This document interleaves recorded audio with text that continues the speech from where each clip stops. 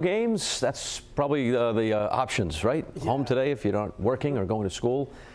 It's getting darker out there, Steve, right now. Yeah, clouds, rain, wind, definitely a good reason to be inside today for the entire day because we're looking at even more, bands of heavier rain tracking on in for this afternoon. Right now looking at some breaks in the activity or some lighter rains out there. So again, it's not too bad all things considered, but certainly that storm is still moving towards us from the south and west, and it'll pass offshore, but as it does so, we're going to be still looking at rainfall and the bands kind of just tracking in from the south. So again, rain and wind for today. Some of that heavy at times. Right now seeing some lighter rains out there with a northeast wind on the stronger side. New Bedford seeing the raindrops on the lens here. A stormy look, gloomy look out there. Similar story in Providence, of course, showing you the tugboats here in the harbor. The wind, though, is whipping as well on the water. So certainly, again, still feeling those impacts as we go through the day. Temperatures in the 50s, chilly day thanks to a northeast wind. Those gusting as high as about 31 miles per hour in Providence, 32 in Newport, 43 Block Island. So again, the coastline and the islands seeing the strongest of the winds.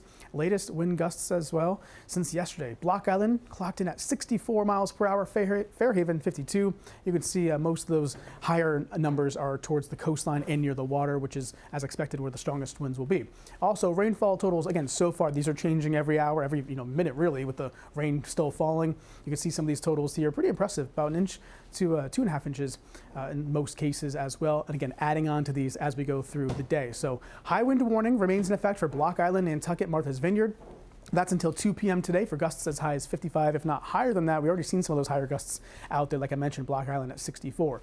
Our storm, again, additional rainfall expected 1 to 3 inches when all is said and done on top of what has already fallen.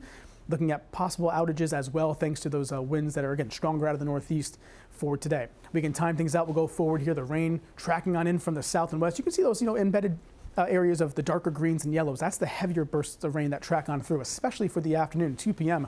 Seeing again more of this onshore flow, bringing us those downpours, the thunder and lightning potentially for this afternoon. And of course, those embedded heavier bands that could put down some more rainfall. And we could see some pockets of some flooding because of these as they track on through.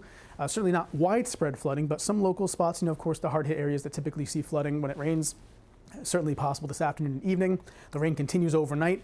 And notice, more in the shower activity scattered about right into tomorrow morning. So the morning commute for Tuesday could be a little bit tricky with some showers and some downpours pushing their way on through during the daytime hours as well. So let's take a look at that 7-day forecast, and we're looking at, again, better weather for Wednesday and beyond, Thursday and Friday, but it does get much cooler. 54 on Thursday, 58 on Friday, sunshine, dry conditions, and good weather taking us into the weekend as well. So the full 7-day forecast, you can find that more in detail on our website, WPRI.com.